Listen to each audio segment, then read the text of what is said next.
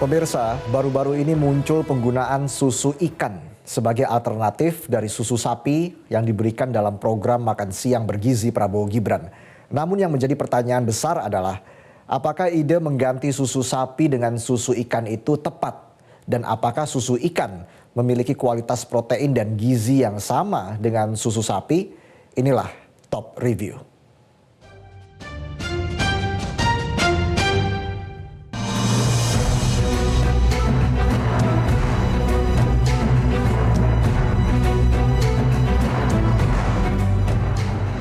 Pemandangan berbeda terjadi di SDN 05 Hambalang, Bogor, Jawa Barat.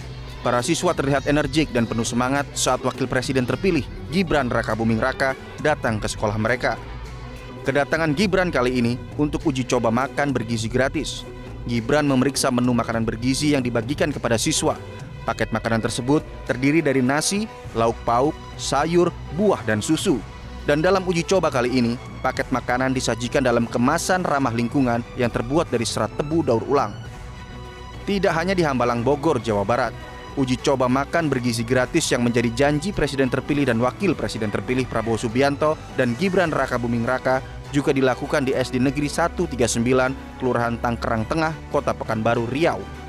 Dinas Pendidikan bekerja sama dengan Dinas Kesehatan Kota Pekanbaru menyediakan 160 paket nasi kotak.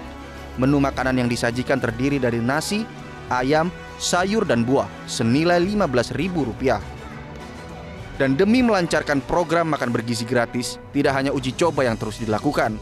Anggaran untuk sosialisasi program makan bergizi gratis atau tepatnya untuk pengelolaan dan diseminasi informasi tematik program makan bergizi gratis juga ditambah. Kementerian Komunikasi dan Informatika menerima tambahan anggaran sebesar Rp10 miliar. Dan dari penambahan anggaran oleh DPR untuk Kominfo, total pagu alokasi anggaran untuk Kementerian Kominfo pada tahun 2025 menjadi Rp7,73 triliun. Menkominfo Budi Aris Setiadi menyampaikan, anggaran bertujuan agar tidak ada kesenjangan antara masyarakat kota dengan daerah terluar Indonesia soal program makan bergizi gratis. Anggaran yang tadi di DPR itu memang kita untuk mendukung sosialisasi. Soal bentuknya seperti apa, ini nanti makan siang gratis kan perlu penyadaran, pemahaman dari masyarakat mengenai guna dan fungsinya dari program makan bergizi itu. Supaya juga ada kesadaran masyarakat, partisipasi masyarakat, kontrol dari masyarakat dan sebagainya. Itu. Nanti soal metodenya nanti kita lagi bentuk rancang bagaimana bentuk sosialisasi yang tepat dan efektif untuk masyarakat. Namun program makan bergizi gratis ini menjadi sorotan publik, bukan soal uji coba maupun anggarannya, melainkan terkait wacana susu ikan yang disebut menjadi alternatif pengganti susu sapi dalam program makan bergizi gratis Prabowo Gibran.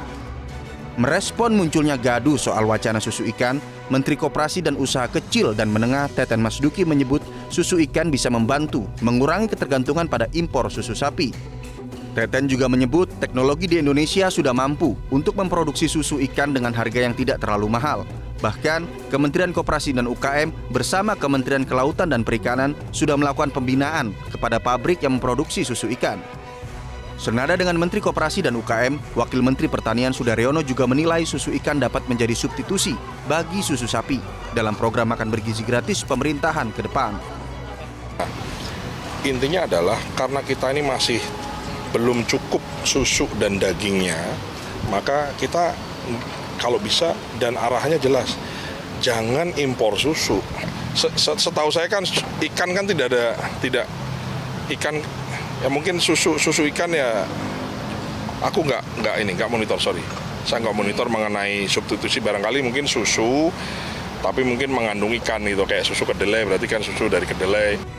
Sementara, ahli ilmu dan teknologi susu IPB Epi Taufik menilai penamaan susu ikan yang bersumber dari hasil ekstraksi ikan tidak tepat. Menurut Epi, ikan yang akan diekstrak menjadi susu bubuk sebaiknya diolah menjadi makanan biasa saja. Ahli nutrisi Dr. Tan Sotien juga menekankan bahwa masih banyak sumber makanan dalam memenuhi protein hewani dan tidak harus berbentuk susu. Dr. Tan pun mendorong pemerintah dan masyarakat untuk mengedepankan pangan lokal yang melimpah dan kaya gizi tanpa harus dicampur dengan produk makanan hasil industrialisasi. Kita sudah lepas dari 4 sehat 5 sempurna. Jadi tolong pemahaman tentang gizi harus diperbaiki bahwa Anda jangan merasa Anda minder, tidak sempurna kalau belum nyusu. Itu penting ya. Padahal kita itu susu itu adalah bagian dari protein hewani. Protein hewani. Jadi yang dibutuhkan adalah protein hewani. Kalau bicara soal tentang inovasi, ini kan kita bicara inovasi nih ya, UMKM ya. Barangkali Pak Sylvester juga barangkali setuju. Yang perlu diinovasikan itu justru adalah tentang delivering the message. Cara kita untuk menginovasi bagaimana supaya orang NTT lebih banyak makan ikan daripada mie instan. Bagaimana orang Papua kembali bisa ngerti bagaimana cara bikin papeda dengan ikan kuah asam. Ketua Harian DPP Partai Gerindra Sufmi Dasko Ahmad menyatakan, penggunaan susu ikan baru sebatas alternatif susu sapi saja dan belum final. Ia menegaskan hasil final nantinya akan diumumkan. Namun, semua wacana susu saat ini menurutnya baru semacam usulan saja. Jadi begini, alternatif itu adalah aspirasi juga dari masyarakat ataupun kemudian hasil simulasi yang ada dan belum final. Nah, sehingga kita akan umumkan ke publik mengenai masalah susu makan bergizi itu pada saatnya nanti. Jadi kalau sekarang ya itu kita anggap sebagai aspirasi ataupun kemudian hasil simulasi. Demikian. Sebelumnya, Kepala Kantor Komunikasi Presiden, Hasan Nasbi, menegaskan tidak ada skenario dari Badan Gizi Nasional terkait penggunaan susu ikan dalam program makan bergizi gratis pemerintahan Prabowo Gibran. Menurutnya, Badan Gizi Nasional terbuka dengan ide dari pihak lain untuk program andalan Prabowo itu. Ia juga mempersilahkan pihak lain untuk melakukan uji coba terkait susu ikan. Awalnya, gagasan produksi susu ikan muncul karena produksi susu sapi di Indonesia tidak bisa memenuhi kebutuhan nasional. Diketahui, badan usaha milik negara yang bergerak di bidang pangan, PT Raja Wali Nusantara Indonesia (RNI) atau ID Food, tengah mengkaji susu ikan sebagai alternatif susu sapi dalam program makan gratis dan susu gratis pada pemerintahan periode selanjutnya. Kajian tersebut dilakukan lantaran produksi susu sapi dalam negeri tidak mampu memenuhi total kebutuhan sebesar 82,9 juta penerima manfaat program tersebut, di mana sasarannya adalah anak sekolah dan ibu hamil.